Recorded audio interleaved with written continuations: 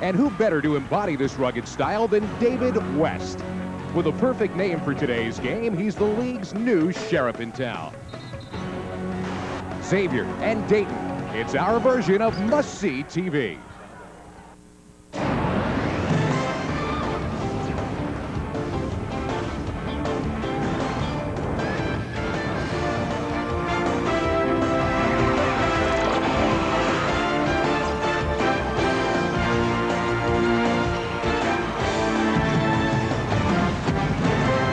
Here in Dayton, as is the custom, a sold-out building, a major home court advantage for the home team.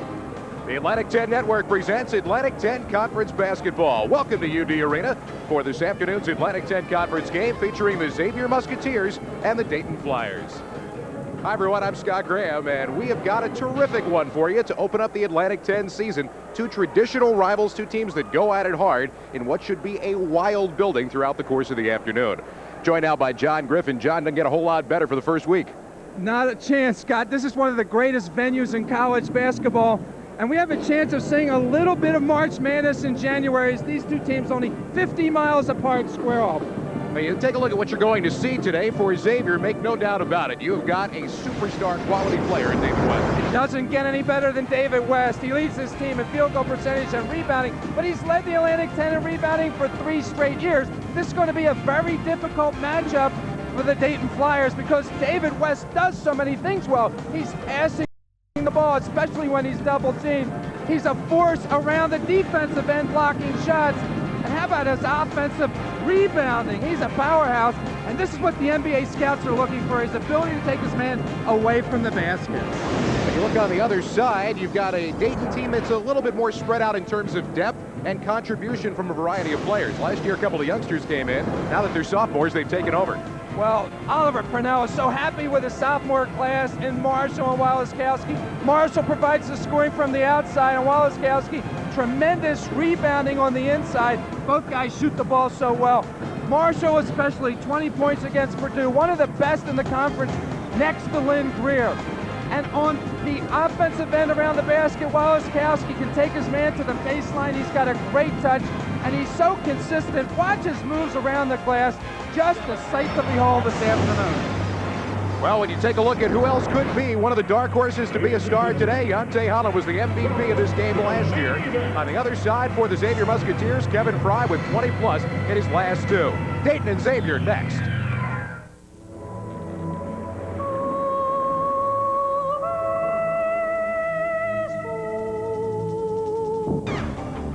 Atlantic 10 Basketball is brought to you by Verizon, dedicated to helping both students and athletes achieve every possibility.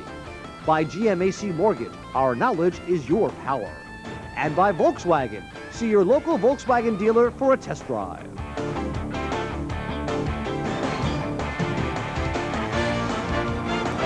University of Dayton Arena. Crowd of better than 13,000, a sold-out building for Xavier and Dayton today. Both teams coming in at 8-3.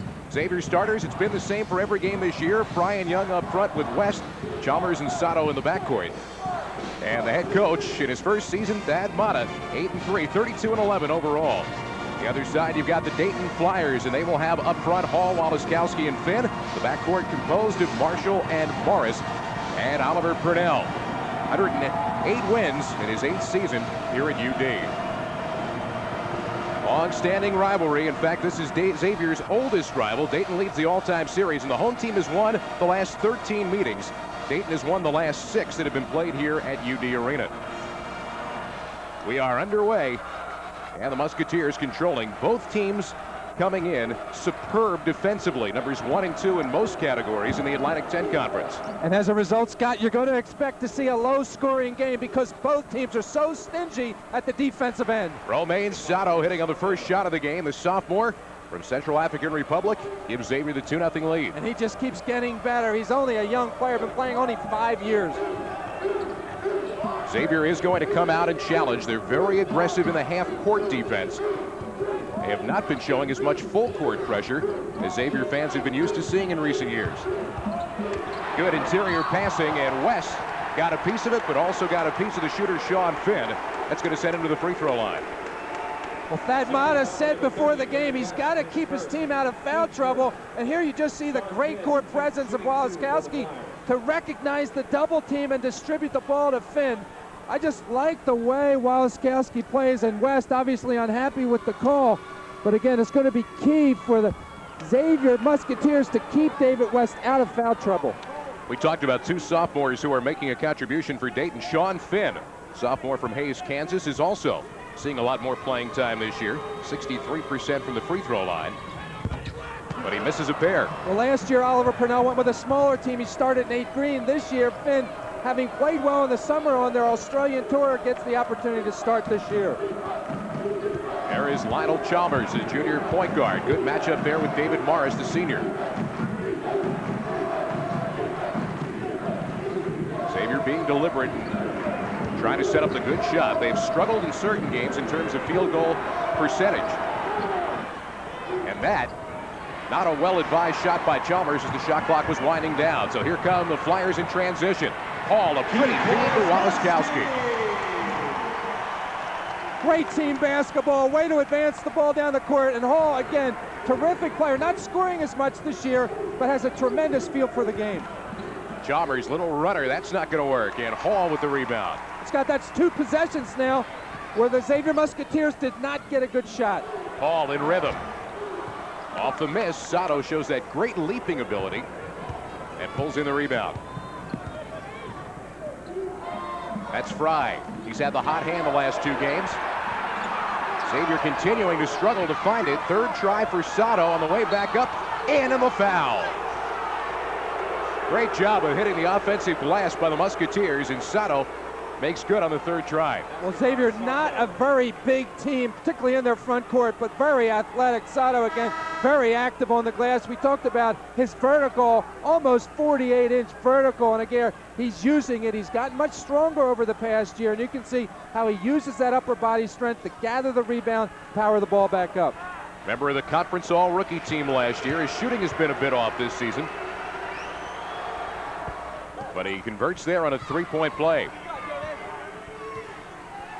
All 5 of the Musketeers' points here in the first 2 minutes as Xavier takes the 3-point lead. All coming around a down screen and a nice feed to Wallaskowski again. And once again, a foul in the interior. Larry Lembo with the call. I really David like Young. the way Hall plays. You know, when even if he's not looking for his own shot, he's really looking for his teammates. And again, great recognition there to get the ball to Wallaskowski.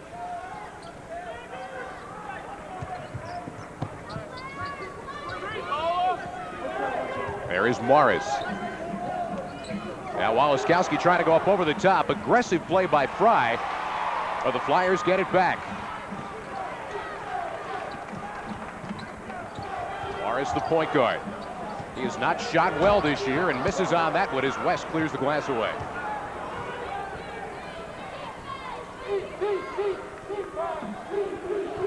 There is Fry. Good matchup with Finn down low. Sato challenged on his shot, partially blocked by Hall. And the Flyers in transition. And another great defensive sequence there by the Dayton Flyers because, again, Xavier not getting a good look at the basket. John, it's not often you see a pair of teams facing each other that are holding the opposition under 40% shooting for the year. That's the kind of aggressive defense we're looking at here this afternoon. Finn, nice turnaround using his size advantage over Kevin Fry. What a bonus that is for the Flyers. If they can get the ball to Finn and he can come up with a good offensive game, I'm sure that's not something they really counted on in the scouting report. His first 2 points of the game. There is West. He's got to get the touch. And does, but can't hit on the shot.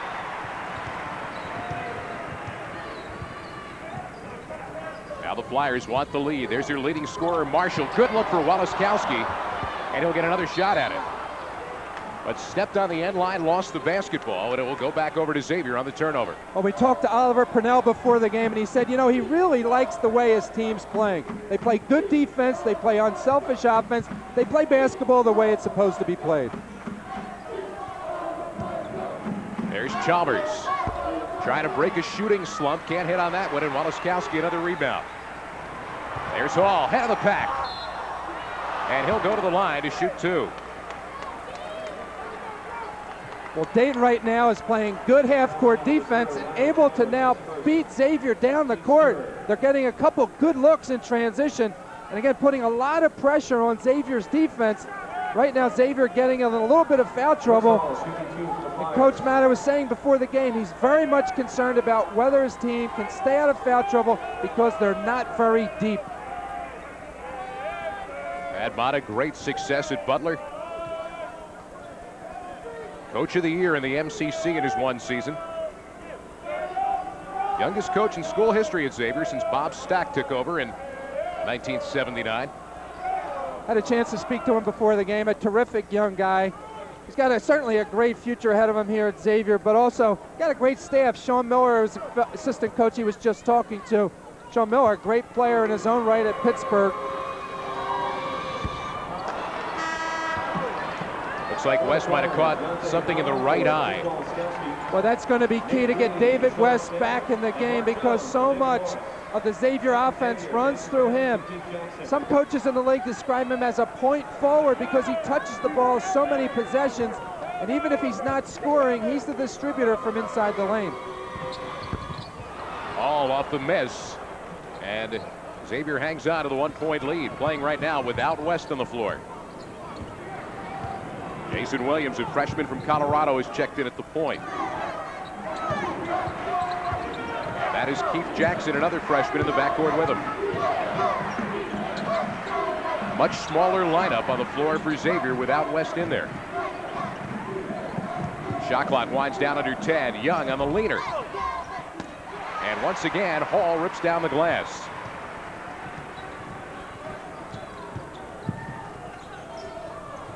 Marshall has yet to see a shot attempt early on. There's Holland, who is also checked in. Freshman Mark Jones now running the point. And a reach-in foul is going to be called on Williams. Well, as you look at both clubs, they're very evenly matched amongst the starters, but the bench clearly skews in favor of Dayton. Right now, Xavier in some foul trouble. Early going, Xavier by 1. Nearly 5 minutes into this one. And low-scoring game thus far with Xavier on top by 1. Low scoring because you got the 2 best defensive teams thus far this year in the Atlantic 10, 2 of the best in the NCAA. Scott, they're playing to it right now. Neither team is getting a good look at the basket, and I'm so impressed right now with the way the Dayton Flyers are defending the half court. They're not making it easy for David West to get his hands on the basketball, and right now, not very many good looks. There, good defense on the perimeter by Brooks Hall. Well, each team has hit 2 shots thus far. And we have seen some decent looks, but we've also seen many of the shots from the outside that have been challenged thus far. I wouldn't necessarily say that neither team is shooting the ball poorly. The defense, I think, has just been so outstanding. And right now, Dayton would have a much bigger lead if they made some of their foul shots. They're right now 0 for 4 from the foul line. They are now 2 for 7 as a team from the floor off the miss by the freshman Jones. And Hall aggressively defending again, denying the basketball to David Young. It'll stay with Xavier with 25 left to shoot. Be interesting to see if Xavier can get the ball to David West and let him maneuver in the low post, whether he decides to score or pass the ball. West bothered by an ankle injury that was suffered against Cincinnati. Out early here with problem with the eye, but back in the game. A misfire by Sato. And Xavier's now 2 for 11. There's Hall. Nice runner in the lane with the left hand for Brooks Hall. You know, Hall has not been looking for his shot as much this year. However, you can see his versatility. He's a great three-point shooter, and there's a drive to the basket. Mark Jones going to get called on the reach-in foul. Freshman gets called for his first. You know, we're going to see so much. This guy has been bothered by leg problems for the past year or so. He's really just starting to come back into his own.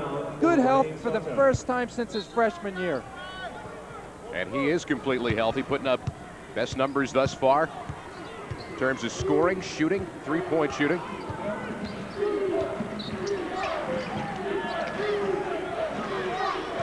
Xavier trying to open it up on the perimeter now. Slide West into that high post. Junior Nate Green has come on to handle him defensively. There's It's a battle down there on the block. They can't find their way in as Green denies the basketball. And Xavier's only going to have 8 seconds left to shoot as they inbound. Xavier tried to spread the court out to try to get the ball to David West. But again, good interior defense by the Flyers. And as you can see, very difficult passing angle. Green does a terrific job.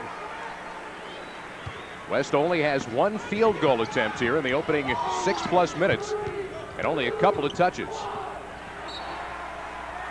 And that ball, last touch Xavier, so it'll belong to the Dayton Flyers. Second turnover for Xavier. I feel like I'm repeating myself, Scott, but again, the Flyers doing a great job defending the drive. Xavier has very little opportunities to penetrate into the lane. There's Green sitting down in the lane, trying to establish position. Nate Green misfiring. Holland lost the handle on the rebound, and it went right through the 5-hole on him, and back over to Xavier. This is where Dayton has an advantage when they can bring Green in off the bench or Yante Holland in off the bench. 2 big guys with a lot of experience and especially a presence around the basket. 4:20, the scoreless drought for the Musketeers. 0 for 5 shooting in that span. Brown breaks it with a 3-pointer. Alvin Brown, the senior, was 3 of 7 from beyond the arc before that attempt. And that quickly, Xavier retakes the lead. Well, they desperately needed a basket, and why not a guy in his 5th year here, a guy with a lot of experience. Pretty look from Marshall inside to Yante Holland.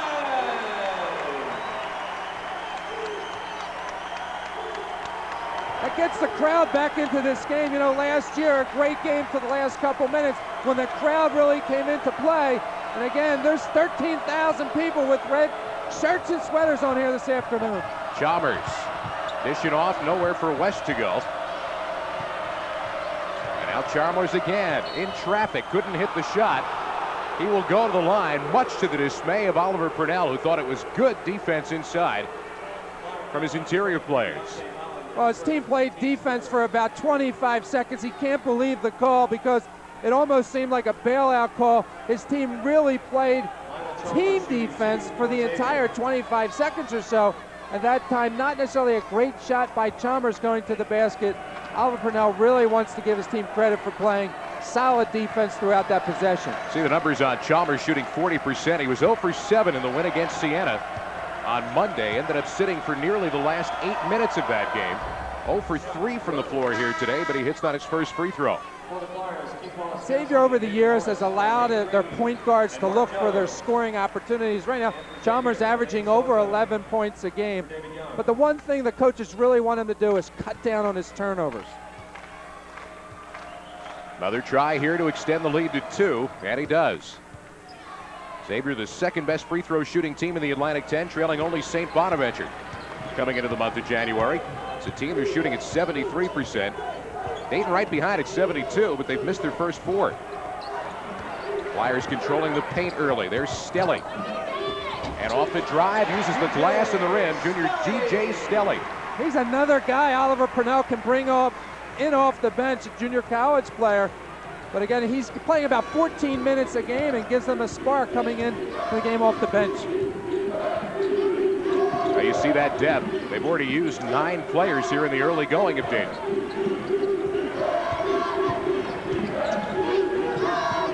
They're fronting West, and now Walaskowski behind him. That's where West wants him, on his hip. Couldn't get it to sit, though. And a foul on the floor as Sato again crashes the boards hard for the offensive rebound. Well, I just like his enthusiasm around the glass. You know, he hasn't been shooting well from the perimeter, but he's been so active already this afternoon on the offensive end, particularly on the backboard. Pretty much what we expected to see early.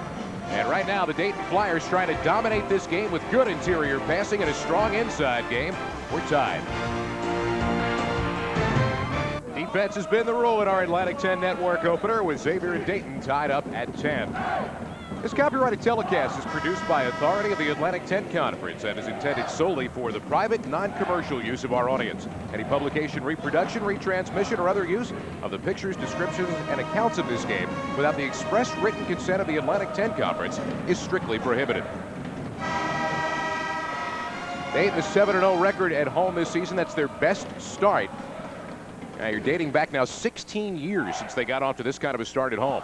Both teams do exceptionally well at home, and you can understand why. They both have some of the best arenas in the conference, the Cintas Center, and here the Dayton Arena. Dayton Arena now, as you know, some renovations for next season. They're putting a lot of money in, even making it better.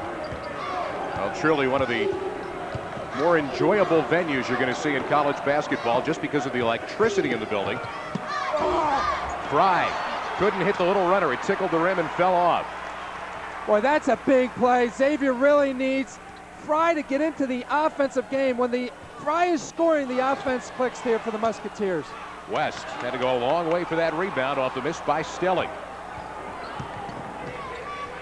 Xavier just 3 out of 14 from the floor thus far. West, who's brought that 3 to his game now, misses badly on it. Suddenly, Xavier's shooting percentage is just 3 for 15. And West is really not playing to his strength. He's really at his best when he's in his low post position, putting a lot of pressure on the defense. Again, Dayton doing a terrific job of denying him the ball and making him play further from the basket. 1 for 5 from beyond the arc now for the Musketeers. Stifling man-to-man defense on both sides.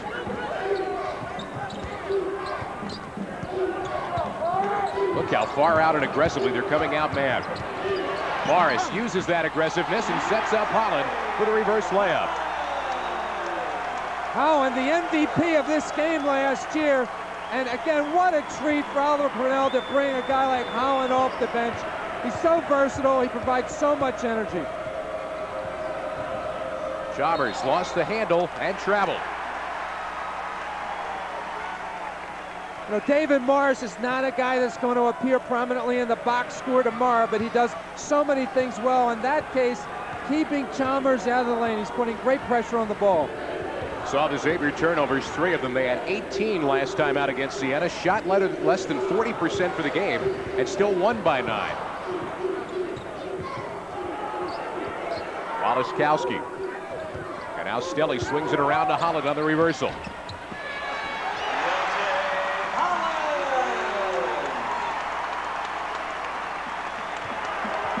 Yante Holland, the senior out of Dayton and Dayton Christian. He's had some great games this year, 19 against Villanova. He can score again. It gets the crowd back into the game. Here they come. They're on their feet. West tried the little crossover and lost the basketball on a traveling violation. Frustration continues here, at least on one side, for David West here in this first half. Again, West not exactly sure where he wants to go. Good call there because West did leave his pivot foot, raised his pivot foot, but again, it's just not good opportunities for West to play to his strength. The Dayton defense is outstanding. This is an 8-2 Dayton run over the last 3.5 minutes, and that'll be a foul call on Chalmers. Reaching in on Morris. Well, if you're Thad Matter, you want to know how you're going to get your baskets because your key guy, David West, is not able to get the ball in the low post. Dayton's perimeter defense has been outstanding. All trying to feed the post. Waliszkowski had it knocked away, but Morris there to pick it up. Here's Holland. Back-to-back baskets, trying for 3 in a row. And working hard on the inside glass. He got 2 shots. Staley capped it off. DJ Staley finishing up with Yante Holland. Started with a lot of persistence, and that means that Xavier is going to need a timeout.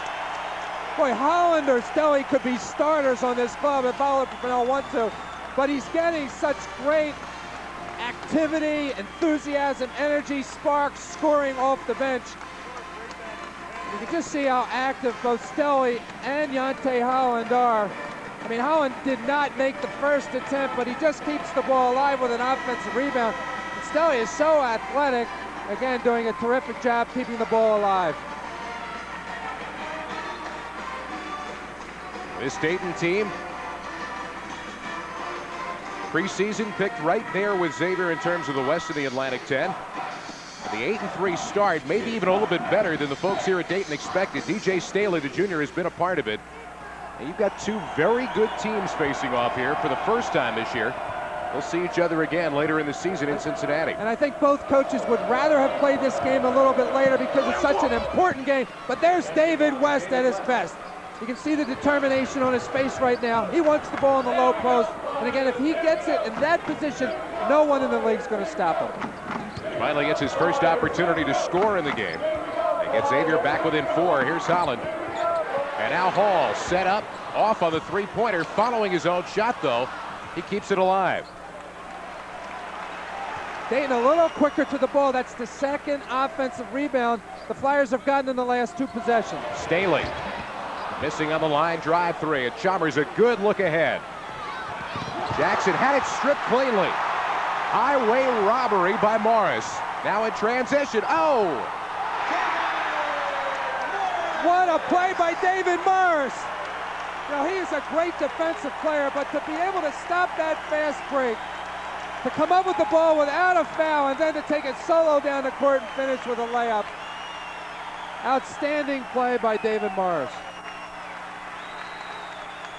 West taking Walaskowski to the baseline and gets a little help from his teammate Keith Jackson on the tip-in. And we have got a timeout on the floor. Keith Jackson, again, only a freshman, but a great athlete off the bench. Good hustle play there by Keith Jackson. 7:34 left first half of play. Dayton is now taking a 4-point lead over Xavier.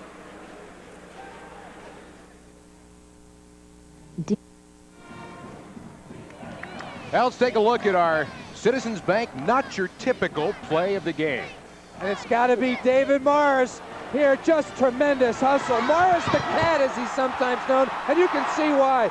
Not only does he come up with the steal, but he advances the ball down the court. And how about that little ball fake? He kind of freezes the defender and again is able to finish. And here it is in slow motion. Morris just kind of strips him. And he doesn't get called for the foul, which is so unusual. And again, coming down, he just freezes David West and is able to finish with a layup. Terrific play by David Morris. Brought to you by Citizens Bank, not your typical bank. Not your typical ball fake. There's Marshall, quiet offensively thus far, but feeding Walaskowski. And he lost the handle. It'll go back the other way. All but 2 of Dayton's 18 points have come in the paint. And here in the first half, they've established that they want to pound it inside. And that was an opportunity Walaskowski doesn't usually miss. He's particularly good around the basket, shooting almost 60% from the field. Big battle inside, and Walaskowski gets whistled for hanging on to David West for dear life.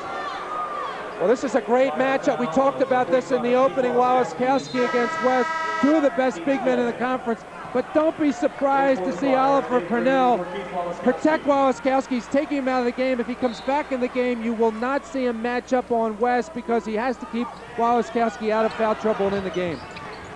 So with those 2, he takes a seat.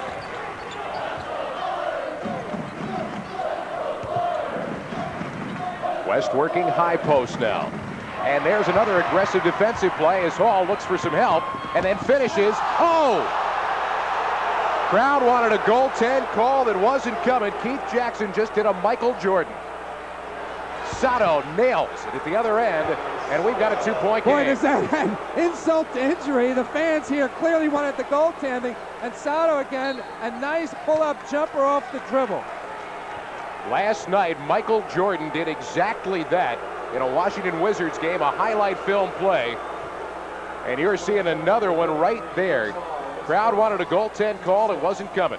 Well, we talked about the athleticism of this freshman. He plays about 17 minutes a game off the bench, but a great athlete. He had a tremendous tip dunk against Purdue and another one against Siena, and you can see why. See if that buoys the Musketeers down at the other end.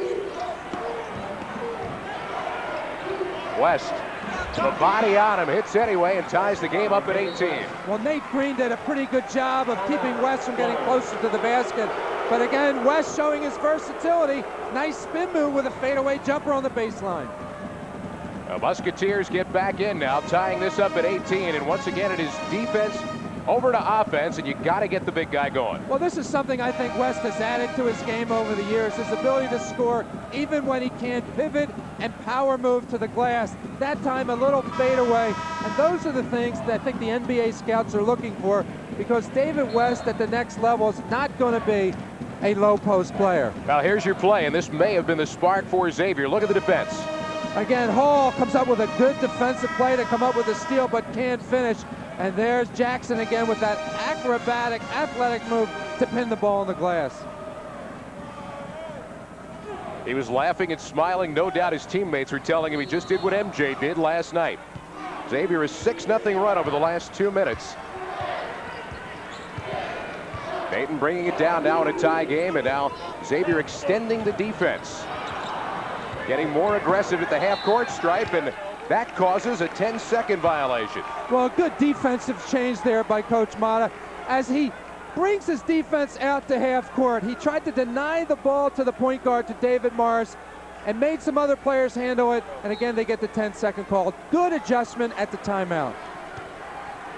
4th turnover for the Flyers, and now Xavier can retake the lead. Around the screen, Sato, good look inside for West. And another good offensive sequence there. That was a set play. Sato coming off of a double screen. He penetrates, gets help defense, and dumps the ball off to West. Under 5.5 now left here in the first half. There's Green trying to set it up on West. The two big bodies match up. And a foul call on the floor. It's not on the shot, but rather on the floor.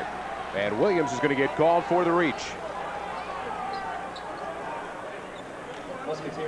Green this year has been getting called for a lot of offensive fouls. Watch how he puts his shoulder down. Now, sometimes defenders earlier this year have been taking a flop. That time the defense gets called for the foul. But Nate Green, a tight end type of body in the low post, very difficult to defend. 6'6", 245.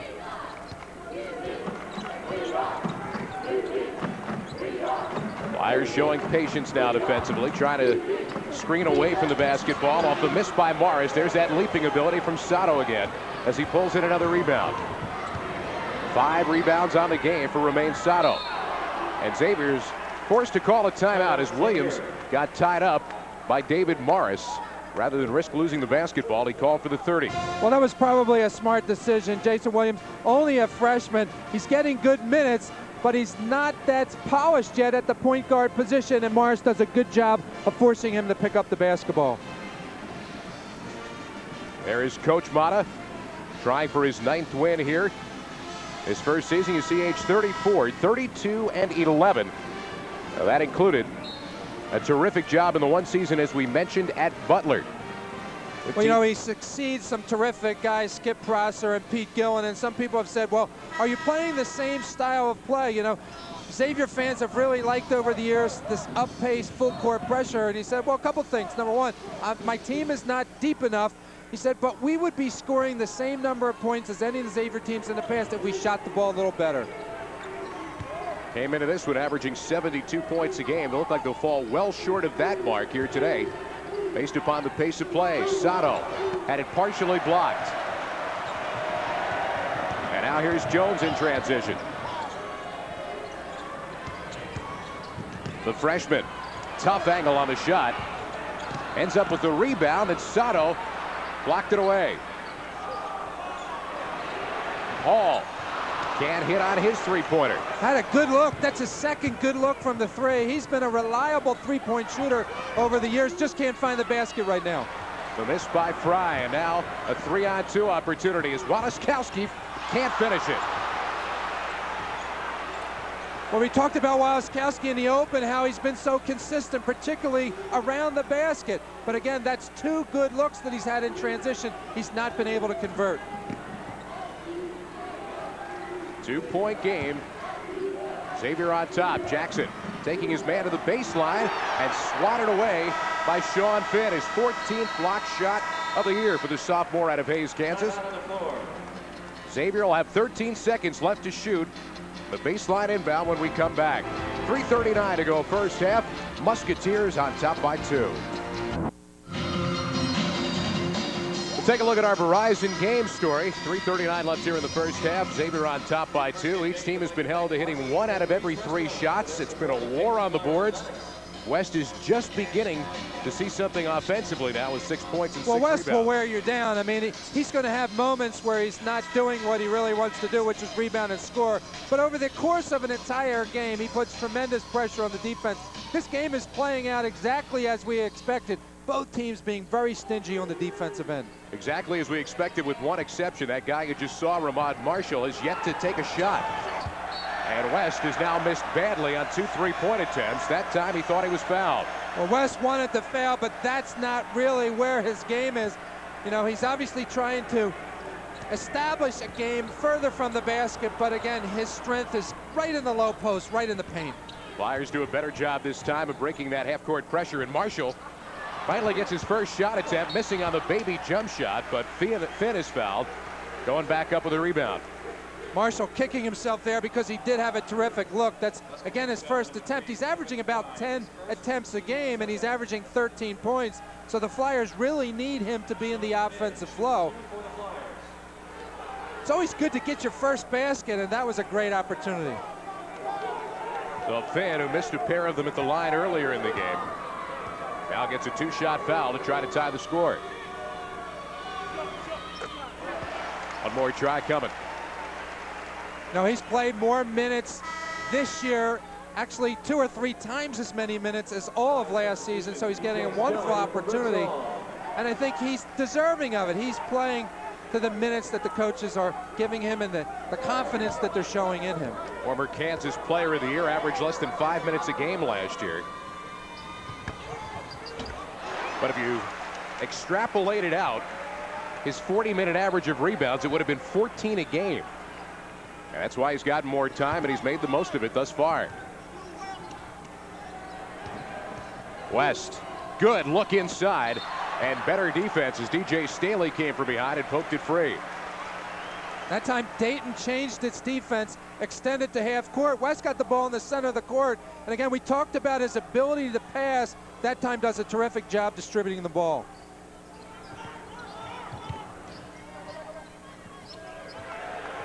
There's Fry. He's been held scoreless thus far. And now West with a big body on him. Too strong with the jumper. And Staley wins the fight with his own teammate for the rebound. And again, Nate Green does a terrific job of not letting West get closer to the basket. Marshall off the bounce pass, and Green way too strong, but there's Finn again.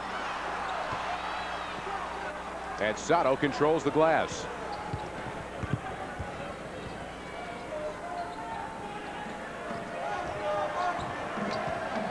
Fry looking cross court. Jason Williams for 3. Good pass there by Fry. You know, again, he's not scoring. The Xavier team does so much better when he's in double figures. But again, good recognition to distribute the ball. And the Xavier lead is 3. And an ill-advised pass by Marshall going down toward the baseline to Nate Green. He throws it away, a Dayton turnover. Well, Marshall's going to have to get more into the offensive flow. You know, it just seems to me that Dayton has so many better looks at the basket, they just haven't converted. And even as poorly as Xavier's played, I mean, in terms particularly West taking shots from the perimeter, some of their turnovers, they still have a 3-point lead with 2 minutes to go in the half.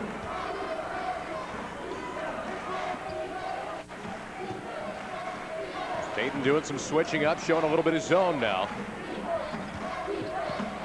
Here late in this first half, after suffocating man-to-man defense throughout most of the early going. Young found his way inside the zone and used the rim to extend the Xavier lead to 5. Biggest lead of the game. And another ill-advised looping pass, but Young could not stay in bounds with it. Terrific help defense there, Scott. And again, Wallaskowski coming back into the game. I think that's going to make a difference here because their offense has stalled. They need Wallaskowski in the offensive flow. And they certainly need to get something more out of Marshall.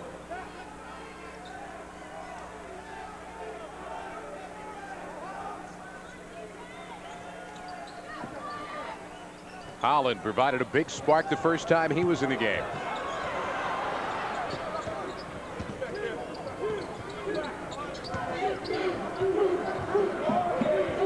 Very deliberate offensively as they find it inside to Holland. He's going to work on Fry. 3 men around him, finds the open man. Staley, the leaner, with the contact. He'll earn a trip to the free throw line with 1:01 left here in the first half. Well, that was another tremendous defensive possession by Xavier. They really did a terrific job for 29 of the 35 seconds, and a pretty good drive to the basket by Staley to draw that foul. But up until that point, probably one of the best defensive sequences by the Musketeers this half. So coming up at the half, we'll take a look at the preseason all-conference team in the Atlantic 10. We'll have highlights of the first half. Some stats as well. They are going to be largely defensive stats. DJ Staley, a transfer from Northeastern Junior College in Colorado. 17.7 boards last year at Northeastern.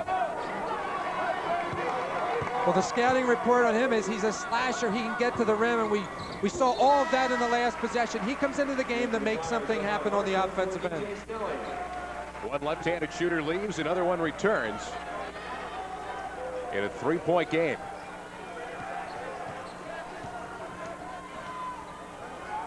Now Dayton looks like they're going to show some trap up across half court.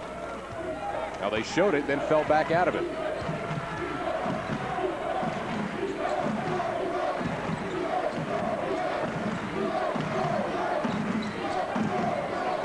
Xavier trying for good ball movement, trying to free up West. 3 men around him again. Off the ball reversal, Sato finding Fry in the corner. Fry still scoreless. And the ball last touch Dayton. It will belong to Xavier. 26.5 left here in the first half. Fry has become a better perimeter shooter, but there you can see the activity of West on the glass. Even though he was surrounded by a couple of Dayton players, West still gets his hand on the ball. Xavier's going to be forced to use another timeout as Jason Williams couldn't find a lane to get it in. And Sato hit the deck. Said he got an elbow. Larry Lembo and the officials disagree. Well, you would expect physical play around the basket. It didn't look like anything out of the ordinary to me there. But Sato did want the call. He got knocked to the ground. Both teams playing very physically, as we had talked about. And again, we expected a low-scoring game. We have it. I've just been impressed by Sato, particularly in the last year, how much stronger he's gotten. He's so much more cut now. You can see a little screen there on the ball. Sato tries to set a screen on the out-of-bounds play for West. He gets knocked over. But I'm not sure you would just chalk that up to good defense. That's the kind of game that this has been. That's the kind of game that these teams have a tendency to play. And guess what? You're trying to set a screen on Nate Green. So forget about it. I mean, this guy's going right to the NFL after this year in school. And Sato just doesn't have the weight, the upper body strength to set a screen on Nate Green and not get knocked over. It's a lot like running as fast as you can right into a brick wall.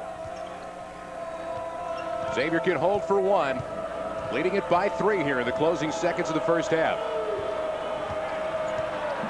Both teams shooting under 35% for the first half. Great defensive effort. And off the turnover, it's going to go back over to Dayton now with 11.8 left. Well, a little inexperience there by the freshman Jason Williams, and a lot of experience there by David Mars. He does a terrific job of keeping the ball in front of him, and again, gives Dayton one more possession before the end of the half.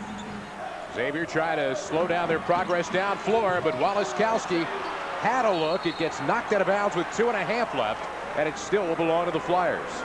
Good recovery there by the Musketeers because it looked like Waliskowski had a pretty good opportunity to finish. But again, they get back and make it difficult. Dayton again, one more possession. One-shot territory here. Waliskowski would appear to be option 1. And there he is, got to get rid of it. And does, beating the buzzer, but can't find the bottom of the basket. And a half that was absolutely punctuated by strong defense, not a lot of balls finding the bottom of the net. Oliver Purnell's team will leave the floor at halftime, trailing this one by 3. The Xavier Musketeers go to the locker room with a 3-point halftime lead.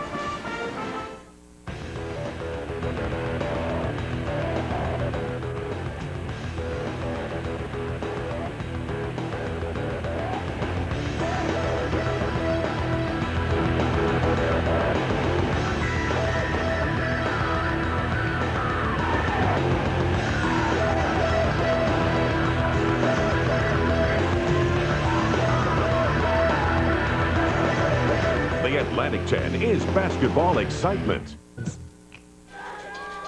Now, an awful lot to cheer about here at UD Arena. If you like defense, that's what you saw a lot of in the first half, with Xavier holding a 3-point lead into the dressing room at halftime. And John, a defensive lover, is going to enjoy this game an awful lot. Well, both teams are putting it all on the line, especially at the defensive end. We talked about that in the opening, and we're seeing all of that in the first half, and it's across the board.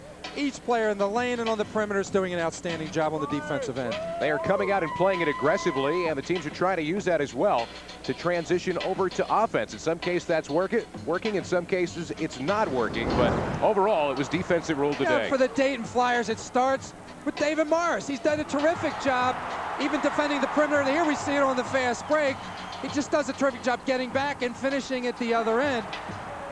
And he's getting some help from his teammate, Brooks Hall. He's not necessarily known as a defensive player. Comes out with a good steal. Not able to finish because, oh, out of the blue, Michael Jordan, no, it's Keith Jackson with a great defensive play.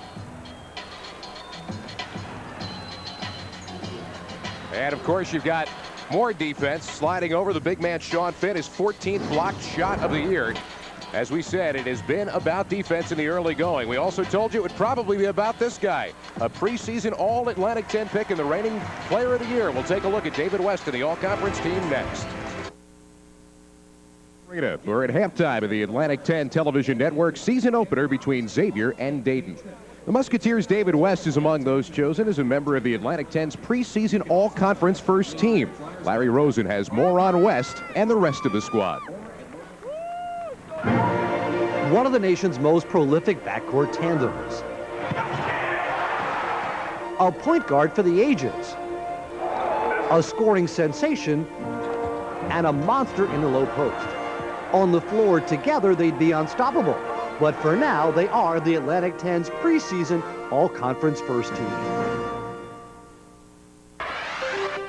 He started the year coming off one of the top seasons in the storied history of St. Joseph's basketball, becoming the first Hawk to average over 20 points per game since 1973. But this year, Marvin O'Connor is being asked to do ever more. A preseason National All-American, he is unstoppable when he gets into that scoring zone. Now O'Connor, a senior, has presented a more complete image, taking better care of the basketball, making better decisions, and using his earnest passion for the game to take the Hawks back to the top of the conference standings. His play belies his relative inexperience. Voted the Atlantic 10 Rookie of the Year and a National Freshman of the Year by a stunning array of media outlets, Jameer Nelson plays with a court sense rarely seen among point guards, regardless of class status. He became just the third freshman to lead the conference in assists, and all of this comes prior to his 20th birthday. Leading every step of the way, Jameer Nelson has become a true star performer. An overwhelming scorer, Razul Butler has brought a fuller arsenal to the floor in this his senior season. Approaching the rarefied era of 2,000 career points, Butler is a finalist for the National Class Award given to the top senior in the nation. But more. Butler has dedicated his final year and Coach Billy Hahn's first to helping bring the Explorers back to national prominence. His leadership and unselfishness will be as much a part of his LaSalle legacy as the never-ending stream of made jump shots. The lefty who defines the Cheney way. He is, in many ways, a contradiction. A point guard who protects the basketball like life itself. He is the trigger man for the Owls' interior offense. Yet he has also emerged as a one-man wrecking crew when asked to call his own number. An Iron Man who led the nation in minutes played a year ago. He saves his best for last. The last few minutes with a game on the line. The last games of a stellar season where he has literally willed the Owls to victory. Now come the last games of his career, one which will never be forgotten on North Broad Street. There is nothing quite so reassuring as a locked-in machine in the low post, and that's what David West has become for the Xavier Musketeers. He came of age last year as a sophomore, but in this, his junior year, another explosive leap forward. His shooting percentage is dramatically higher, an improved shot blocker. He's even added the 3-ball to his arsenal while already obliterating the 1,000-point plateau. Perhaps his growth is best exemplified by the university's first ever triple-double, accomplished by West earlier this year. David West is set to leave his mark on this conference. It is a group which has combined for nearly 8,000 points, and taken together, the consensus is clear. A group of extraordinary gamers who put it all on the line. They comprise the Atlantic 10's preseason all-conference first team. 5:22, Xavier on top here at halftime. They didn't get a big contribution from their big man early on. He was frustrated in the early going, but David West came on late in the half. Well, David West will wear you down, but Nate Green early on does a terrific job of keeping the ball away from David West. Nate Green has that big upper body, 245 pounds. David West decides to go away from the basket. He's taken 9 threes so far this year, but that's not his game. This is his game. Low post. Doesn't get closer to the basket, but a good fadeaway move. David West will be a factor in the second half. Now you take a look at the Volkswagen halftime stats, and overall shooting in the game, incredibly enough, 19 for 62 for the two teams combined. Good rebounding war, and almost all of Dayton's points have come inside the paint. But right now it is the Xavier team got a 3-point lead going into the second half of play. Big second half coming up. Atlantic 10 basketball is brought to you by Citizens Bank, not your typical bank. By Volkswagen, see your local Volkswagen dealer for a test drive. And by Integrated Sports Marketing Group, the official provider of custom logo balls and gifts of the Atlantic 10.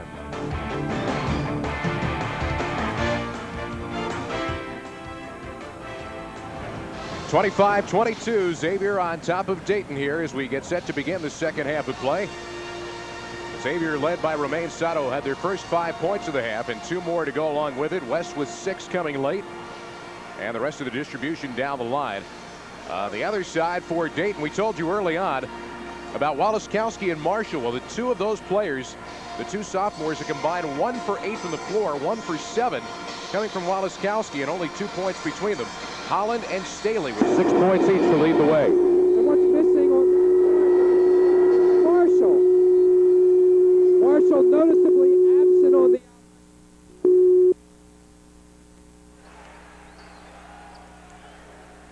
There is Hall on the run, gets it partially blocked, and Fry comes down with the glass. Hall did not have a good first half offensively, only 1 for 5. Kind of picks up where he left off, 1 for 6 now from the field. So the offensive players that Oliver Purnell are counting on, Hall, Wallaskowski, and Marshall, not having good offensive games so far this afternoon. You saw Oliver Purnell take Wallaskowski out when he got his second foul in the first half to protect him. Well, now 20 seconds into the second half, Wallaskowski's going to sit with 3.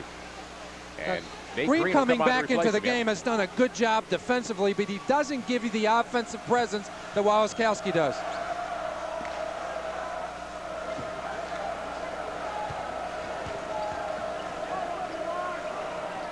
Dayton fans waving the white balloons, the long white balloons, a major distraction for an offense. You can see them there behind the basket.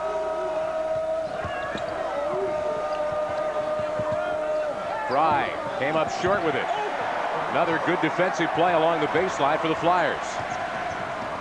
Now in transition, Marshall can't hit on it. Dayton, by our estimation, has not hit from outside 8 feet yet today. Fry on the turnaround, can't get it. And Brooks Hall with the glass.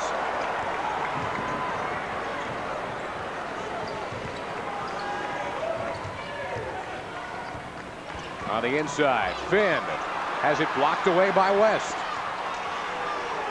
Well, both teams again doing a terrific job, but neither team can convert offensively. The pace has picked up a little bit, but you wouldn't know it in the score. Neither team is really finding the way to take the lid off the basket. Morris gets hit with his first. Team trailing at halftime has won 6 of the last 8 meetings. And of course, we told you that Dayton has won 6 in a row over Xavier here at UD Arena. That's an unusual stat, Scott, because most times, about 75% of the time, the team leading at halftime wins the basketball game. Sato, good job to the baseline, and we got an injury. Marshall went down as Sato went by him and got an easy 2.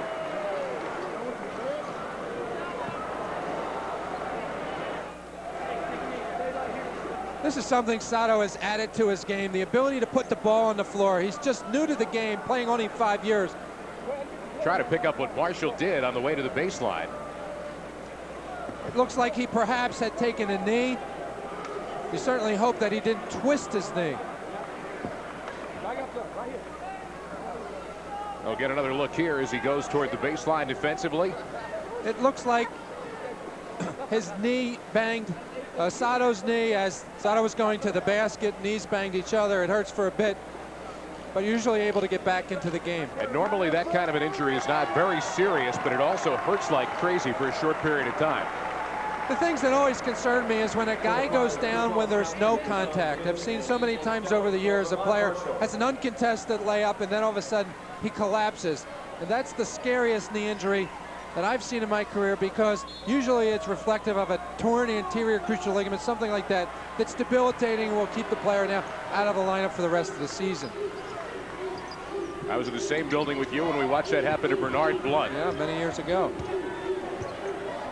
Former St. Joe's star. Dayton trailing by 5.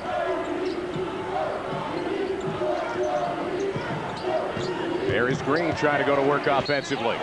And a foul call on the floor will go against Kevin Fry for reaching in. Well, that's the second time Nate Green has been able to draw a foul with good, strong moves in the low post.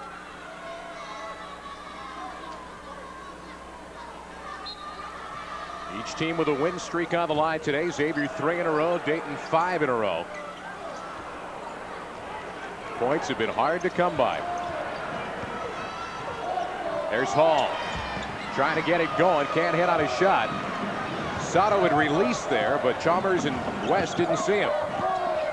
So a lower percentage shot, and Walaskowski comes out with a rebound.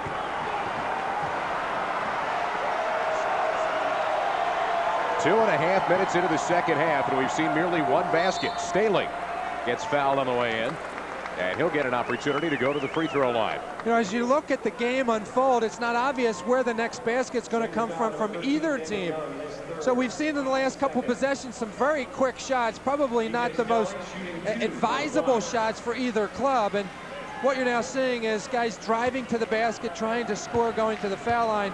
Here, obviously, Staley has an opportunity. He's terrific going to the basket. But each coach now looking for some solution, because it's just not obvious how either team's going to score enough points to win the game. A little bit of a limp after getting some ice treatment on that knee. Ramon Marshall is back, and he replaces Brooks Hall.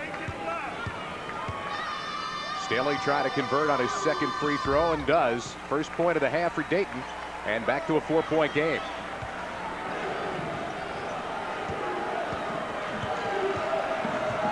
Either team is looking for somebody to step up and make a difference on the offensive end of the court.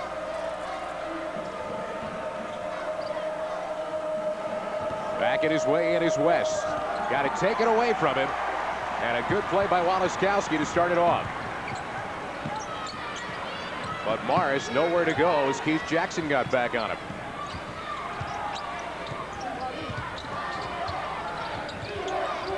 There's Walaskowski, 1 for 7, now 1 for 8 on the game from the floor.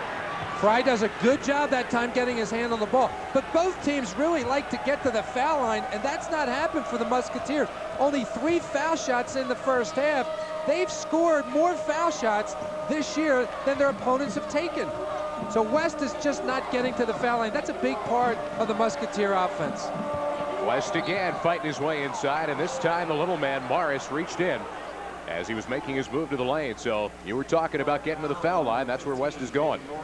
Well, West is now demanding the ball in the low post. You can see how hard he's working on Nate Green to get position and to receive the basketball. That time Morris helps out by reaching in from the guard position and gets called for the foul. But David West has to get to the foul line. That's a big part of his offense. He's been to the foul line 82 times this year.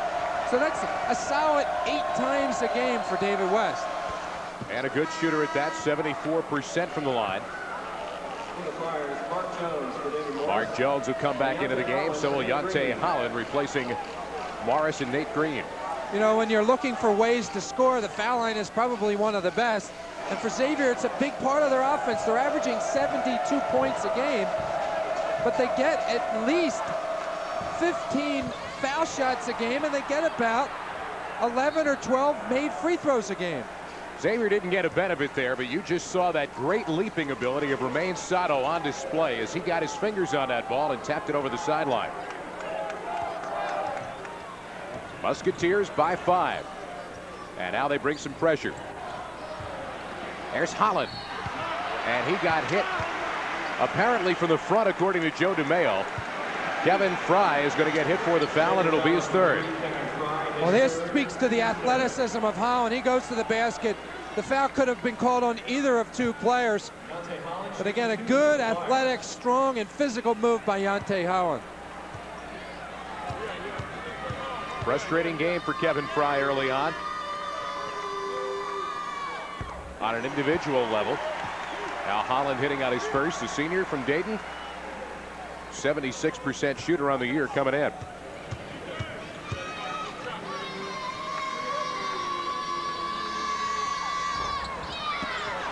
And just 1 out of 2. The teams continue to struggle a bit shooting the free throws. And as we mentioned earlier, both very good free throw shooting teams. We talk about guys that are absent. Kevin Fry is really neat on the offensive end. When he scores in double digits, Xavier is 28 and 5. So it's really important for him to get into the offensive flow. In any way, he has not been in it at all. And still is scoreless. Sato over everybody. Missed on the follow.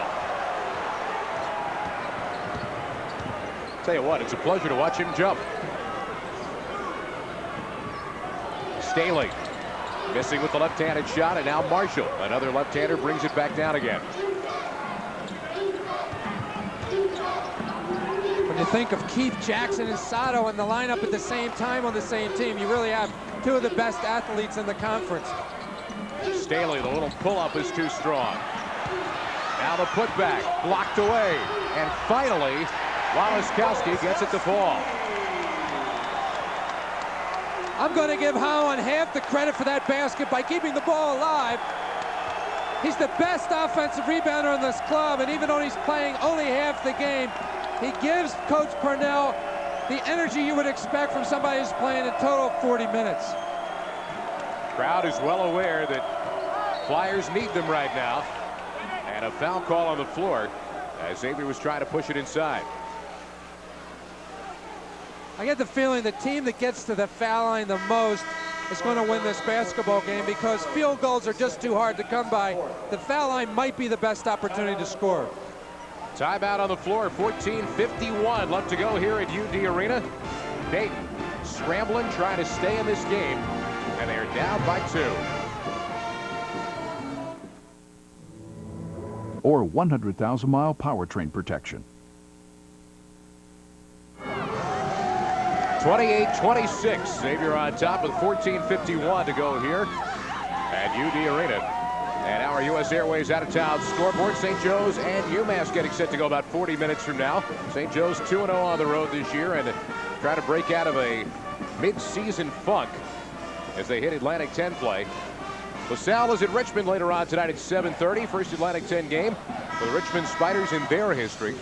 You and I will get a look at them next weekend as they take on Xavier. Reminder, coming up next on most of these Atlantic 10 network stations, at St. Joe's UMass game from the Mullins Center. Coming up next, check your local listings. And it's too early to call any game a key game, but certainly a key game for St. Joe's because they've struggled the last few. And again, Steve Lapis has the UMass Minutemen playing great basketball right now. These teams have combined 2 out of 16 now from the floor here in the second half. And ahead of the pack, Wallaskowski walks. Crowd doesn't like the call, but he was awkward in the catch and tried to transition to the basket and ends up turning it over. I think that was a good call by Joe DeMeo, a good fast break opportunity here by Dayton, but again, Wallaskowski didn't have control of the ball as he moved and shuffled his feet.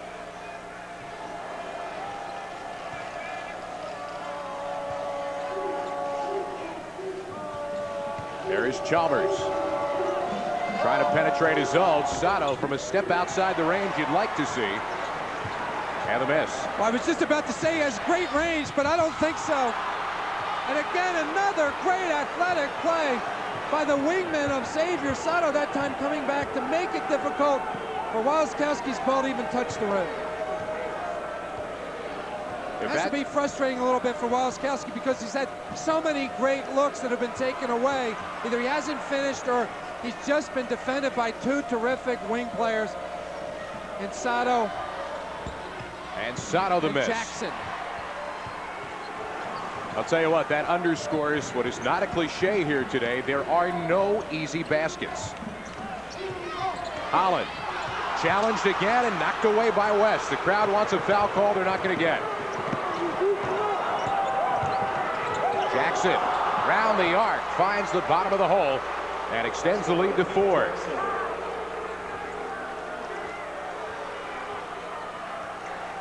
Seven minutes into the second half.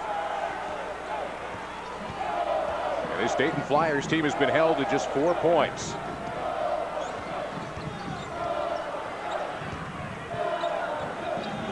Waliszkowski still trying to get off the schneid and does. Well, I think that's more of what we expected from Waliszkowski this afternoon. A great touch. He's left-handed. When he puts his shoulder into the defender and fades back, it's difficult for David West to affect the shot. Well, Dayton, despite their difficulty scoring the basketball, is hanging right there.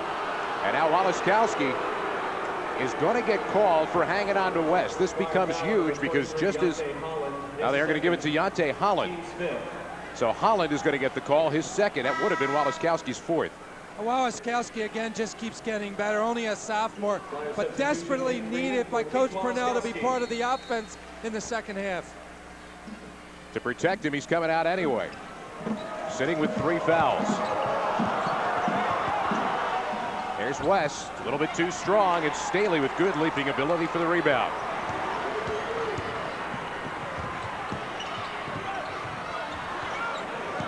Nowhere to go with the basketball for Holland inside. And Dayton's going to have to reset it. Xavier does a terrific job getting back on defense and contesting each pass. They're doing a terrific job of overplaying passes to the wing. Now Jones in the lane. Gets the friendly home roll and ties this game up at 30. Well, the freshman uses all of the rim that time. And again, starts to get this crowd back into the game, but you can see that was not an easy play for the freshman Mark Jones. Chalmers, an easy basket. You haven't seen many of them, but the backdoor cut, and that's going to sit the crowd back down. Yeah, terrific play. Jones got hung up on the defensive end, giving Chalmers a good look at the basket for an easy layup. West now challenging Green. And there's a steal and going to be another easy hoop. David Young with the jam to extend the lead to 4. Just a bit of a careless pass there by the Flyers, leading to probably the easiest basket we've seen in the game thus far.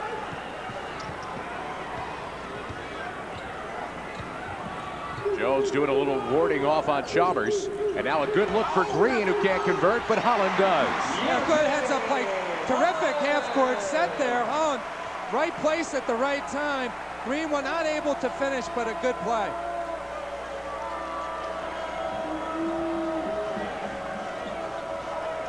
Chalmers, another backdoor cut, and right now the freshman Jones is lost out there defensively. Well, Oliver Purnell is holding his hands up. You know, I'm sure they went through this in pre-game scouting reports, but that time Jones again get hung up again. Chalmers gets his second easy basket. He gets fouled on the way in.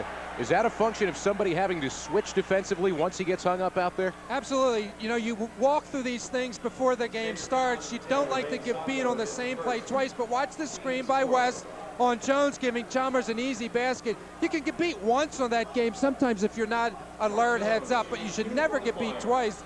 And the coaches, I'm sure, when they have a chance at a timeout, will go through it again. But they're going to have to make an adjustment. That time, Mark Jones is going to have to drop into the lane and give up a three-point shot to Chalmers. And as you can see here now, Morris is going to come into the game for Jones. Should you be expecting the big man to slide down the lane and help after you've been screened off? Yes, you should certainly have the big guy stay off of David West into the lane to help out, and if anything, you're going to give up a 3. Chalmers is going to get a 3, but you cannot give up 2 successive layups on the same play. That is 3 layups in a row for Xavier as they've extended the lead out. Jones hits on the shot, and we've got a timeout on the floor. 10-12 to go, and Xavier is finally starting to get some easy looks at the basket. On the breakaway, David Young throwing it down as the Musketeers lead it by 3. Here. 10 minutes, 12 seconds to go in the game. Xavier on top of Dayton by 3. And John Griffin, as a coach, you want transition opportunities, but they're supposed to be an awful lot easier than they have been for Dayton today, and that speaks to the athleticism of the Xavier team. Well, I like their team because they're athletic. They're like this mid-range size, a lot of 6'5" guys. How about Keith Jackson? Shades of Michael Jordan. At the other end, Sato, again, keeping the ball alive defensively. And how about David West and another guy? We didn't even talk about David Young, another 6'5" athlete. So even though the Xavier team is not deep, they have some of the best athletes in the league. Well, there is Romain Sato, who's helping to pace this team. You see the second half numbers, a combined 9 for 29. And for the game, numbers don't get a whole lot better. Now a steal, and Hall missed a layup. And Fry clears the glass away. If that doesn't show you the frustration of this game for this Dayton Flyers team, shooting under 28%. Another good, maybe 2 opportunities for the Dayton Flyers, and Oliver Purnell is going to look at this game and talk about a few things. Walikowski's had some easy baskets that he missed. There was a missed opportunity, and those 2 easy baskets in the half-court set by the Musketeers. Holland off the lead-in, got it. Well, every possession is going to become important with under 10 minutes to go in this half, and it's such a low-scoring game. So there can't be any miscues on the defensive end by the Flyers. And they're going to have to convert those scoring opportunities that they've missed so far this game. Both teams continuing to clamp down at a 3-point game coming up on 9 minutes left. Chalmers had a couple easy looks, and this time it was up to David Morris to hang on for dear life as he was going down the lane. Chalmers made that happen with his speed. You can see the pressure that Chalmers is now putting on the defense. We talked about the easy baskets that he just got on Jason Williams. That time he takes David Morris to the basket off of a screen. And Morris, who's done a terrific job so far, his only alternative was to foul. And the junior from Albany will get one more try.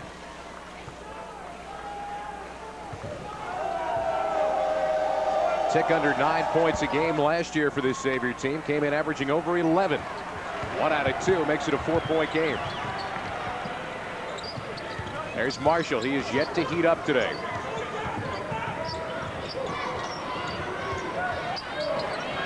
Xavier now challenging every pass as well as every shot. And West wards off Walikowski. Here come the Musketeers.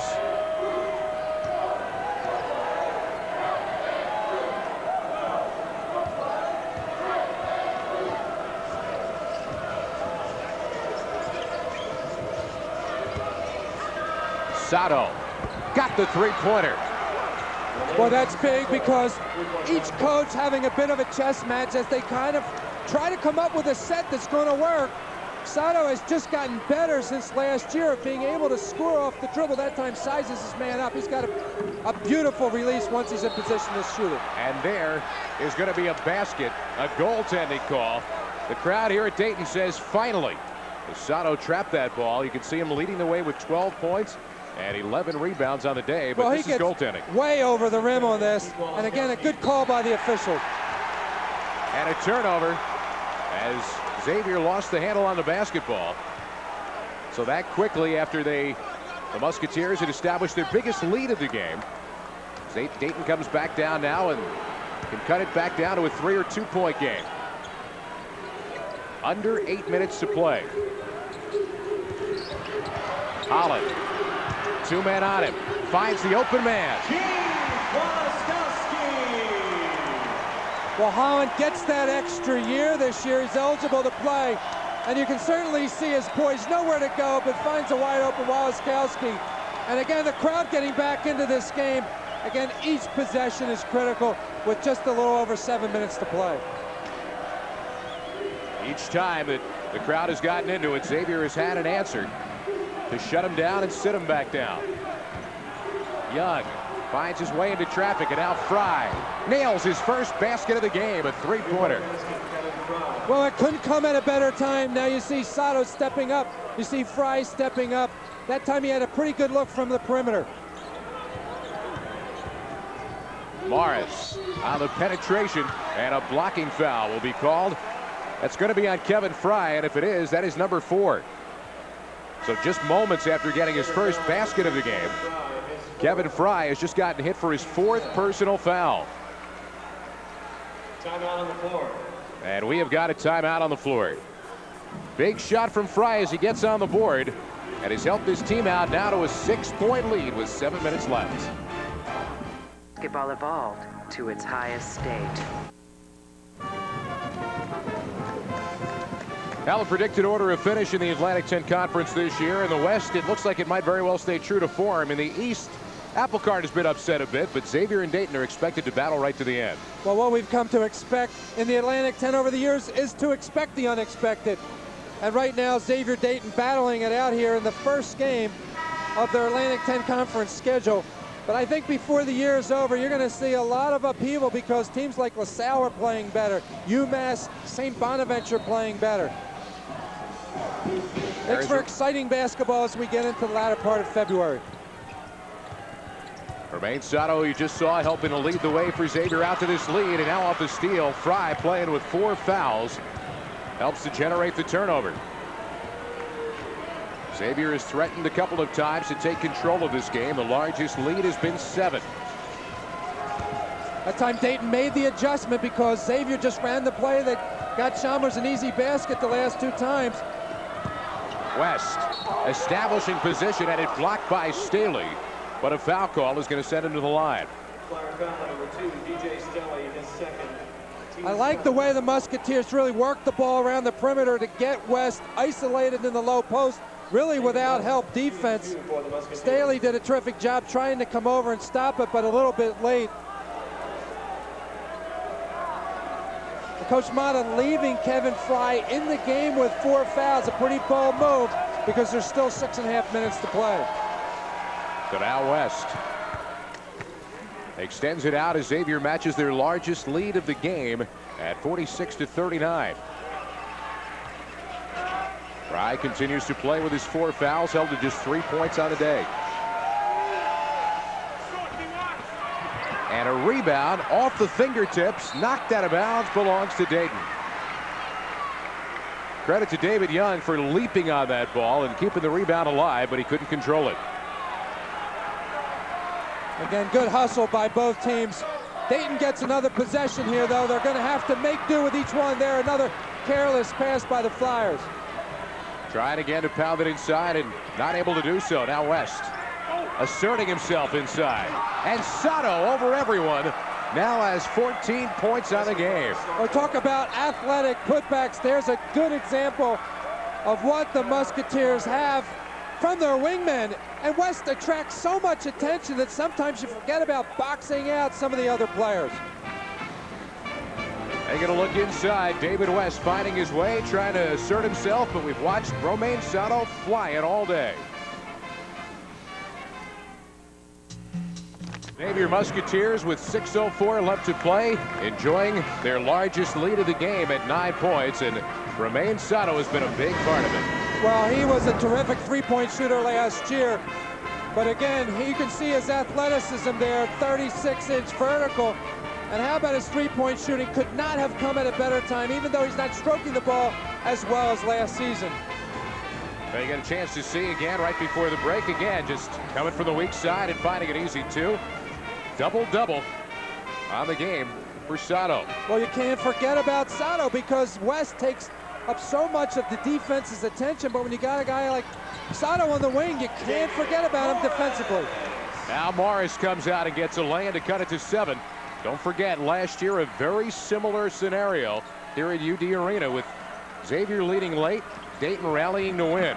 Well, Dayton went on a 12-0 run with under 5 minutes to go to win this game. So Xavier's been here before, and so have the Dayton Flyers. 7-point game, 5.5 left, and Morris got fouled on his way down the lane. And what I found over the years here, when you play at the Dayton Arena, the crowd gets into the game. The crowd becomes that sixth man as you get into the last 3 to 4 minutes of the game. Well, that foul call on David Young, and he's going to get called for his 4th. For David Young. That is still only the 6th team foul on the Musketeers. So off the inbound, there's Holland. Yante Holland around David West. And he got too far under the rim and couldn't get the shot up. That was a pretty good low post move by Holland to get an opportunity to score, but a bit off balance, just not able to get the ball above the rim.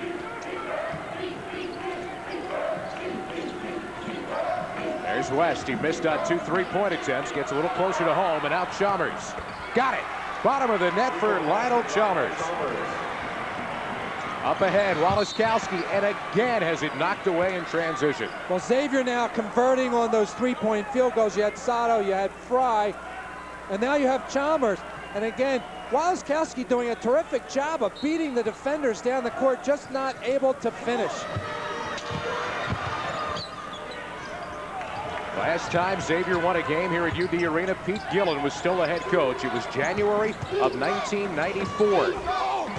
Morris the miss. Holland fouled on the way back up and couldn't get it to sit. He'll have a 2-shot opportunity coming up. Again, Holland so active in the low post, but how many times this afternoon, Scott, have we seen the ball just bounce around the rim? This ball explores every part of the steal without falling in. And we've just seen that time after time. And if just half of those shots went in for the Dayton Flyers this afternoon, the score would be dramatically different. Well, Holland approaching his season average. He'll get one more try. But it's still a 9-point game now with under 5 minutes to go.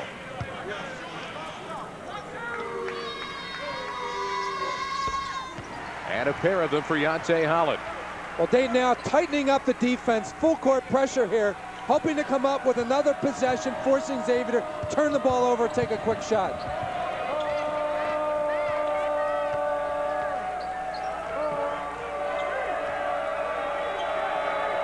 Now Chalmers going to use a little time. And here comes the trapping pressure. Sato wants the 3. Got the 3. Well, he's back to his old form there. That time he did not have to take a dribble. Good recognition by Fry.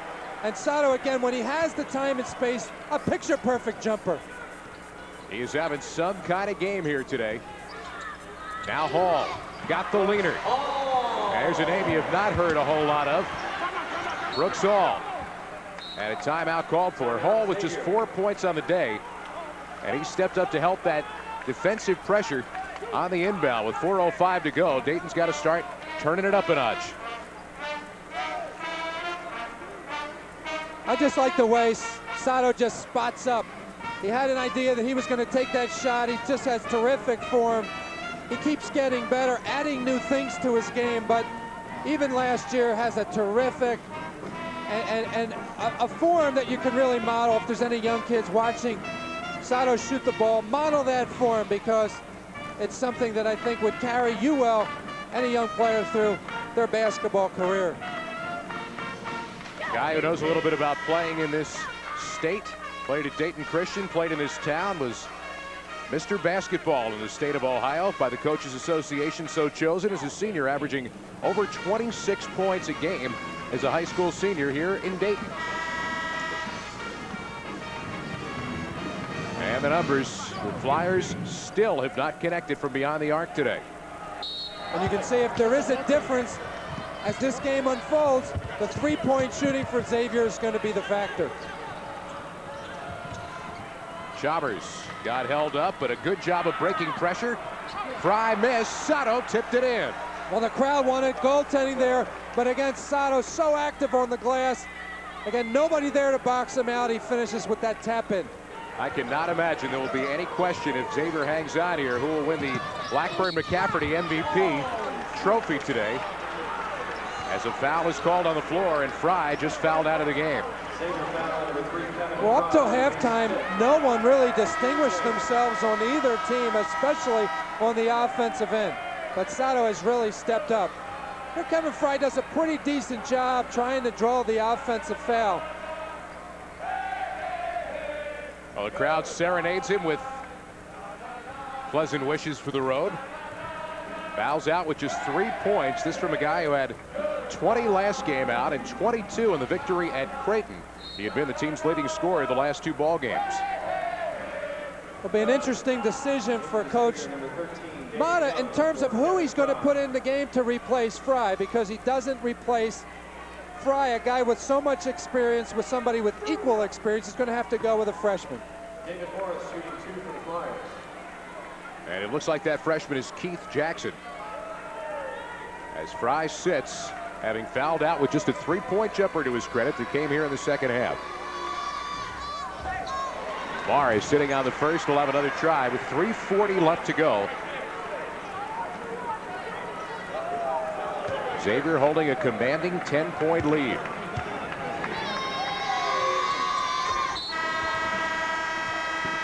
Now down to a 9-point game. And we've got a timeout on the floor. Dayton trying to make one last stand here at home, but Romain Sato's controlling the game. Our Verizon game story with 3:40 left to go in this one. And Xavier on top by 9. Both teams have been held down shooting the basketball. Xavier's just crept into the 40% range. Dayton's been held down to 31. Weston Sato with double-doubles, and it's been Romain Sato who's taken over this game here in the second half. Scott, that's really been the story. Sato in the second half. He finished the first half with 7, but has 12 so far in the second half. And he and David West have complemented each other very well, because a lot of Sato's baskets have come on the double teaming that Dayton has given to David West. West does a good job there of helping the Musketeers break the pressure, and Morris runs into Chalmers from behind. That's going to send him to the line to shoot a 1-and-1 with 3:35 left. Foul number 4 on Morris. Again, someone's going to have to step up for the Flyers, particularly from the perimeter. They've really had difficulty scoring from the 3-point line, and they're going to rely on guys that they've counted on over the years, particularly Hall or a guy like Marshall, to get them out of this. They're going to have to come up with extra possessions, and they're going to have to make some threes. Chalmers 3 out of 4 from the stripe today. Now make it 4 out of 5. And that extends the Xavier lead back up to 10. Well, these teams have played each other now. This is the 130th time. And as you mentioned, the home team has won the last 13 meetings. Now this Xavier team has picked up a little bit of experience on the road this year. A win over Creighton, breaking a long home win streak for the Blue Jays of 20 games. And there's a 3-point jumper for Morris. First of the day for the Dayton Flyers, and it comes with 3 minutes and 20 seconds left. Still an 8-point game. Still within reach for the Flyers, and Xavier well aware of that, taking care of the basketball now. Xavier will try to take as much time off the clock as possible. Again, the same play they run that got a couple easy baskets for Chalmers. Dayton does a good job defending that so far. Under 3 to play. Shot clock winding down to 5. And long range won't go. Sato with the rebound. Romain Sato has been the difference in the game. A double-double, and there is another rebound for him. His 13th of the game.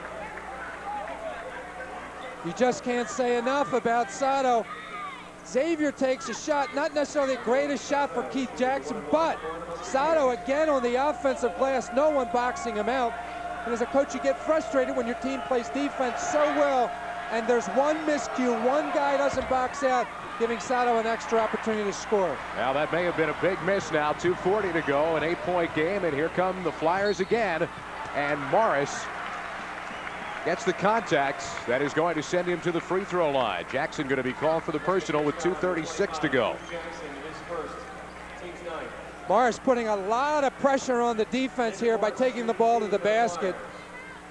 Again, Xavier trying to take a charge, but it doesn't look like Jackson has enough kind of squareness to the offensive player to be able to take that foul. So good call by the official. And Morris gets the friendly home roll on the first free throw. He'll have one more try, and that'll make it a 6-point game if he can nail it. And the all-important opportunity to score while the clock's not moving. Still a lot of time left, a little bit over 2 minutes and 30 seconds. And you're going to hear the crowd again now as the pressure's going to get turned up a notch, literally and figuratively, on Xavier.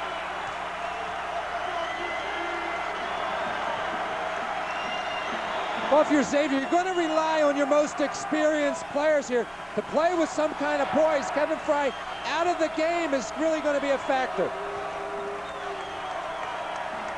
Musketeers content to use some time. Shot clock now down at 10. Chalmers has him set. Big high screen for him from David West. And a three-point jumper. No good. And a big rebound again for Romain Sato. Right place, right time. Boy, what a factor that he has been. It kind of drives the nail into the coffin. Again, Dayton doing a terrific job of defending for 30 seconds. And Xavier will use all of that they can again as we're coming up on a minute and a half left. West sees the opportunity. He's going to take it. Inside, big hit by David West. Back to an 8-point game. Dayton needs a shot. They need one quick. And that ball knocked away. A foul call on Larry Lembo on Romain Sato is going to give Hall 3 shots at the line. Coach Thad Matta can't believe the call, but Brooks Hall's a guy you want to take that shot. Certainly appealing to Larry Lembo, it's not going to matter, but Sato looked like he got a piece of the ball. You know, when you're taking that shot late in the game, and there's Larry Lembo talking to Romain Sato, but when you're the shooter in that situation, Brooks Hall, you really want to fall down. You want to make it difficult for the official not to call that foul. Brooks Hall did make the call. Now let's take a look. And here's the replay. You make the call, but again, unless he plowed into him out of the picture after the shot was taken, there was no contact as the ball was released. Ball is converted on 1 out of the 2. One more try coming. And that'll make it a 2-possession game again now with 1:18 left to go. Easy break of the pressure by the Musketeers. And very wisely, David Young sends it back into the hands of his point guard. Dayton has not lost on this home floor yet this year in 7 tries. And now a foul call away from the basketball with 18 left on the shot clock. And you've got to imagine that that's not what they wanted. Dayton, I'm talking about here, from Ramad Marshall. You had just played 17 seconds of defense, had not fouled yet. At that point, you probably weren't going to foul, and now Oliver Purnell wants a timeout. well, David West has actually been doing a terrific job of taking some time off the clock. You don't necessarily expect your big guy to be out on the perimeter handling the basketball in that situation. But in the last possession, he was able to take Wildskowski one-on-one. So West had the ball at half court there when the foul was actually called. Now coming up next on most of these Atlantic 10 network stations, the St. Joe's Hawks preseason top 10. They've been in a struggle. They're going to see an improved UMass Minutemen team led by a former rival of theirs from Philadelphia, Steve Lapis. That is coming up next on most of these Atlantic 10 network stations. Check your local listings. For Dayton right now, it's very simple. They need to score, and they need to score quick. And they have to hope that Xavier misses a couple foul shots, because both teams now in the double bonus. Dayton's going to have to hope Xavier misses. They're going to have to come down and either score from the foul line when the clock is stopped, or make a couple threes. Well, those have been few and far between today. Just 1 out of 8 for this Dayton team that generally shoots at 35%. But they're going up against the #1 team in stopping the three in the Atlantic 10. They are the #2 team in stopping the three in Atlantic 10. What a day for Romain Sato, the sophomore.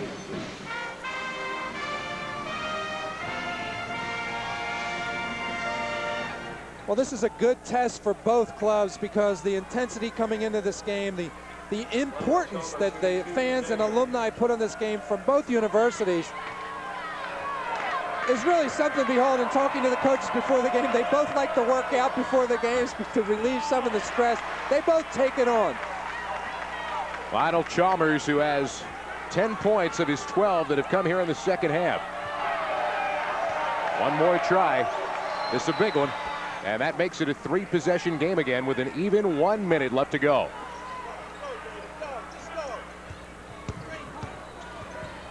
Morris bringing it up. They tried the set play to get the ball in the hand of Paul, but it was knocked away by who else? Sato. Now Marshall on the scoop shot. And a quick timeout called for by the Flyers. Marshall, who had been 0 for 2 on the day from the floor before that, gets his first point of the game with 49 seconds left to go. And I thought Sato did a terrific job of making it difficult for Hall to get off there that time. Marshall coming around, a nice little screen, but it's not going to be enough for the Dayton Flyers. They're going to need some stops, and they're going to need points on the foul line. They're going to need some 3-point field goals. 2-point field goals are not going to be enough to give them a chance to tie this game, take it into overtime. These teams getting a good look at one another, and will not be the last time they see one another. They'll face off again exactly 3 weeks from today at the Cintas Center in Cincinnati. And I would think very likely might end up seeing one another again in the Atlantic 10 tournament, depending upon the way that one shakes down. There's David West bringing the ball up the court again. And Waliszkowski had the steal, but also had a toe on the line, according to Larry Lembo. So Xavier will keep the basketball with 44.1 left. Well, David West wanted the foul. It looked like his arm was grabbed. No call there, but Xavier comes up with the ball as Waliszkowski steps on the sideline. And a quick reach-in foul by Waliszkowski, who fouls out of the game with 42.5 seconds left to go. West will go to the line now, and Waliszkowski will sit. Well, smart play by Waliszkowski because he had no alternative. He couldn't let West take time off the clock. So sometimes players are hesitant to take their 5th foul when they know they're coming out of the game. They almost want somebody else to do it, and they'll let time expire on the clock. Waliszkowski did exactly the right thing of fouling West immediately. Well, he had himself a very tough day offensively today. Ended up 5 out of 13 from the floor with 10 points for the ball game. But we've talked about it time and time again, John. When he was back in transition, had some opportunities, and Xavier made some great recoveries, it seemed like, every time he touched the ball. You know, he had last year 22 double-digit scoring games. He was Mr. Consistency, and that's really been his trademark since he's been here at the University of Dayton. He's had probably the best rookie year of almost any player in the school's history. But again, really did not, as you say, have a good game this afternoon on the offensive end. Well, now West has 2 big free throws. Should he hit them both, it becomes a 3-possession game again. 74 and change on the year from the line. And West, a money player, coming up with a big shot there. His 13th point of the game. Keith Jackson, who had a highlight film play in this one of a block shot, returns. Another try for West. Got it. 3-possession game with 42.5 left to go. Morris got the second 3 of the game for Dayton, and they remain alive. Well, that's the right call, Scott, because Morris has really been the most effective offensive player in the last couple minutes. Xavier's done a good job of keeping the ball away from Hall and away from Marshall. That time Morris used the screen and pulled up for the jumper. David Morris is 12 out of 49 from the floor coming into the game today. Has hit both 3-pointers, and that one keeps Dayton in the game with 36.4 left to play. And a calmness. You saw the way that play unfolded. He came down almost like a football player using his blocker. He waited for the screen to be set up and calmly made a crossover dribble to the center of the court and pulled up for that jumper. That's a very high percentage three-point shot, especially when you're looking square at the goal from the top of the key. My favorite shot. And again, David Morris has been really the most poised player for the Dayton Flyers this afternoon. Now the Flyers are out of timeout. Xavier does have one remaining. And it might have to be used right there, but no, Green is going to foul West with 34.2 left to play. And West will continue down to the other end and shoot 2 free throws. It's interesting to me how Xavier keeps going to David West time and time again. Right now, the guards for Xavier are being well defended. And Coach Mata has a lot of confidence in David West catching the ball, dribbling it up the court if he has to, and certainly making the foul shots. For a young coach, a first-year coach at Xavier University, this would be an amazing, an outstanding win for Coach Mata, 32 years old. And West, a big miss, and all of a sudden now Oliver Purnell sees the opening with 34.2 to go. At best, it'll be a 5-point game.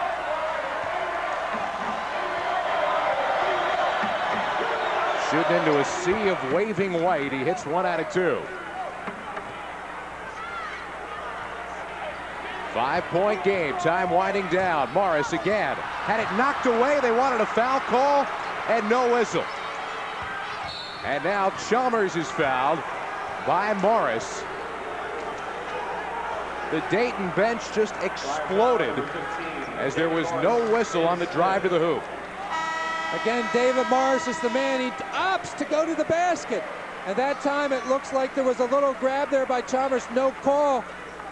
The coaching staff of Dayton upset with no call. David Morris probably should have looked for somebody on the perimeter for a pass again, because he really needs a 3. And it looked like there was some help defense here. Here's the penetration. Morris difficult to defend. Chalmers. Depending on the angle, it looks like Chalmers either had ball or wrist. It looked like he reached and got a piece of the wrist. Whether or not he got any part of the ball, but that was what the Dayton contingent and Oliver Purnell exploded about on the bench, but they did not get the call. So 24.3 left to go. Now, you check on it here. Now there, that looks like it's all ball. Yeah, from that angle, it looks like all ball. So from a different angle, it looks like he may have touched his wrist. Again, one of those calls we'll be debating for a while, but nevertheless does not go Dayton's way. Morris, who did not score in his last game, had 14 here this afternoon. Help pace his team. And that is a big make for Lionel Chalmers. One more would be bigger, making it a 3-possession game again with 24.3 left. And he couldn't do it. But Dayton's got to look 3. Holland running out of time, and the freshman Mark Jones will bring it across. They need the 3. Jones can't hit the 3. And West, a huge rebound with 12 seconds left. And that might be enough to end it. Well, I'm sure Jones wasn't the first option. A breakdown for Xavier. The coaching staff a little bit upset with either the choice or what happened afterward. Again, no call at the offensive end. Dayton wanted a foul. David West shooting 2. Coach Mata looking to do something that did not happen for Xavier, as we mentioned, since Pete Gillen was sitting over there in January of '94, and that's winning this building. Well, he looks awful calm at this point in the game with only 12 seconds to go. There, a little smile. Again, a good young guy doing a terrific job in his first year at the Xavier Musketeers. One free throw here would all but end it. And there it is. 7-point game, 12 seconds to go. Dayton now needs a miracle. Marshall can't hit the runner. Time winding down. Ball knocked away. West in possession of it. And that's going to do it for the ball game. The Xavier Musketeers and Thad Mata have come in here and gotten a victory. Their first here since January of 1994. They win their 4th in a row overall to improve to 9-3. And the Dayton Flyers see their home win streak broken, their 5-game overall win streak broken. They fall to 8-4. We'll be back with a final word from UD Arena in just a moment.